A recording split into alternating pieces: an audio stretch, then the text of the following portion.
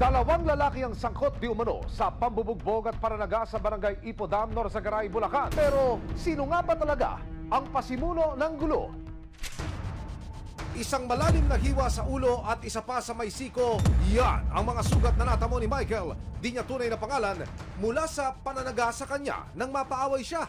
Taong 2020, nakikipag-inuman si Michael kasama ang mga kaibigan sa barangay San Mateo, Norzagaray, Bulacan, nang bigla daw dumating ang dalawang lalaki. Lumalabas na nagkapikunan ng biktima at ang mga bagong dating na lalaki. Ayon sa investigasyon, umalis daw ang mga suspect at pagbalik, may bitbit ng itak. Para mas malinaw ko pong maikwento ang buod ng istorya, binalikan po namin ang crime scene at pinahintulutan po na tayo na makausap ang isa sa mga kasama ng biktima bago maganap ang krimen.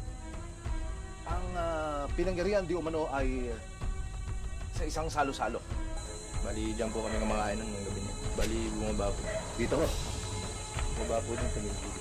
Dito? Tapos. Bali, dumaan po sila dito. Dumaan dito? Tapos? Bumalik po sila.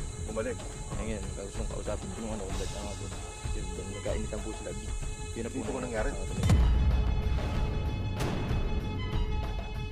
Saan ho bumagsak yung kaibigan niyo? Hindi ko ba? May kanal. Dito ko mismo? May kanalo, malalim. Laro na nauwi sa pikunan, bloody ang ending.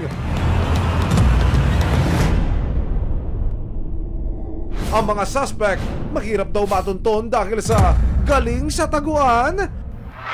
Gabi ng February 21, 2024, kasama ang resibo, ikinasa ng PNP, CIDG, Bulacan at 24th Special Action Company, 2nd Battalion, Philippine National Police, Special Action Force, ang paghuli sa mga suspect. Hindi tayo pwede kasi may mga istakto at may info na may baril. Hindi tayo pwede maghiwa-hiwalay.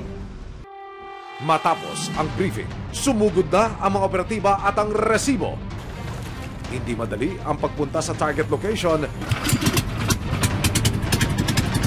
Pagkatawid ng ilog, pinasok naman ng mga operatiba ang isang gubat para matunto ng komunidad.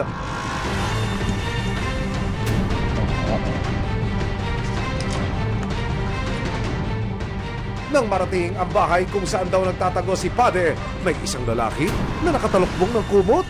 Si Kuya, mukhang giniginaw.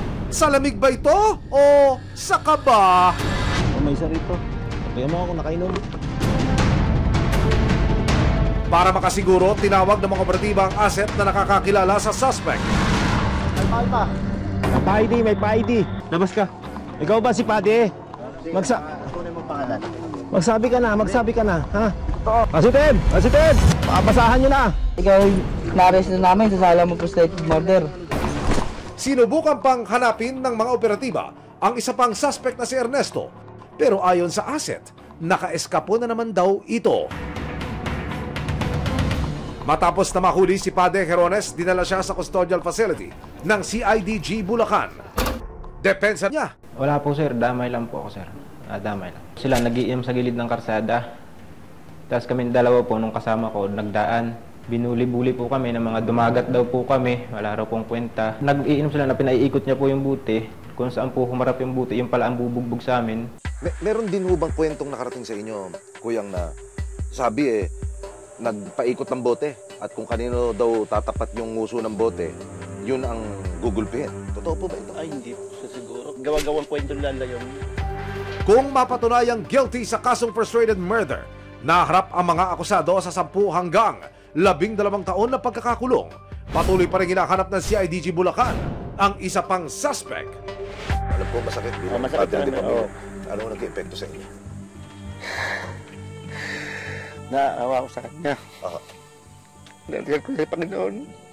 Sana bumalik yung pag-iisip niya.